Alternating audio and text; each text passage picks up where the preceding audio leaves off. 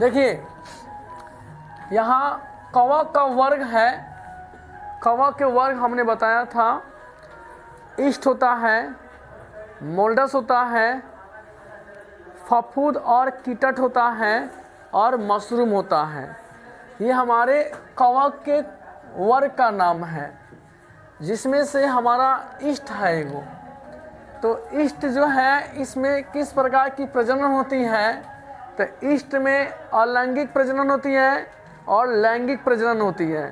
अलैंगिक के दो विधि का नाम दिया, मुकुलन विधि और द्विविभाजन विधि।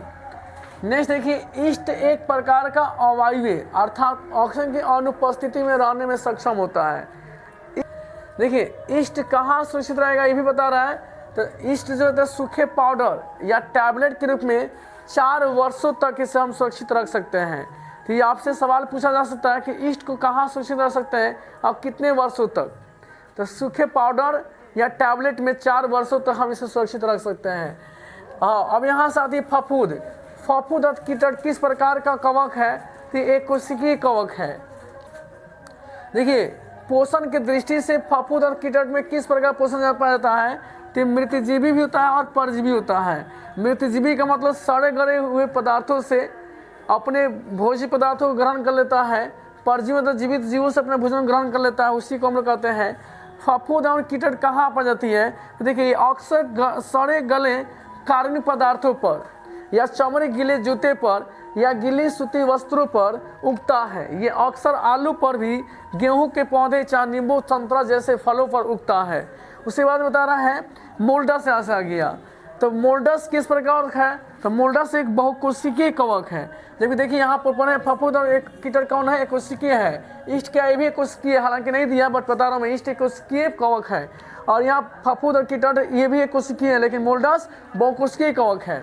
इधर आइए, माइसिलियम किसे कहा जाता है, तो देखिए मोल्डस जो कवक है, तो मोल्डस सफ़ेद होता है और महीन धागे की बनी जाल जैसी रचना होती है, उसी रचना को हम लोग माइसिलियम कहते हैं। क्या कहते हैं, माइसिलियम कहते हैं।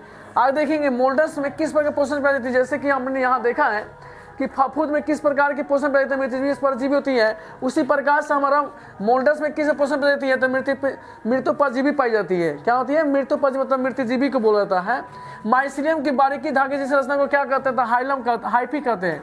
हाइफी क्या कहते हैं, माइसिलियम की बारीकी धागे जैसी रचना को क्या कहते हैं, हाइफी कहते हैं। याद रखिए, बहुत छोटी छोटी चीज़ों को मैंने यहाँ निकाल के बताया हूँ आप लोगों को। नेक्स्ट देखेंगे मोल्डस कहाँ पाया जाता है। जैसे कि आपने यहाँ देखा है कि ये फफूंद और कीटट कहाँ पाए जाते हैं, उसी प्रकार से मोल्डस कहाँ पाया जाता है। तो ये देखेंगे मोल्डस अक्सर नम पावरोटी, जैसे नमी पावरोटी होती है वहाँ पे, या उस नमी पावरोटी सतह पर दिखेगा, या सड़े गली सब्जियों, सड़े गलत सब्जी जो होती है उस पर, या फल, मांस, चमड़े या मृत पेड़ पौधे के तने पर और पत्तियों की सतह पर ये उगता है। तो इस प्रकार से आप लोगों को हम कवक के 3 चीज़ के बारे में बताया। ईस्ट के बारे में बताया, फफूंद और कीटट बताया, उसके बाद में हमने मोल्डस बताया। अब एक हो गया मशरूम। मशरूम इसी वर्ग के जंतु हैं और ये 10 क्लास के लिए बहुत इंपॉर्टेंट होता है ये सब, जबकि ये मैं 8 क्लास में पढ़ा रहा हूँ। तो ये वीडियो आपको कैसा लगा, अगर वीडियो अच्छा लगता है तो जरूर कमेंट बताएंगे और अपने दोस्तों में शेयर करें, ताकि और भी छोटे छोटे बच्चों का भला हो सकता है।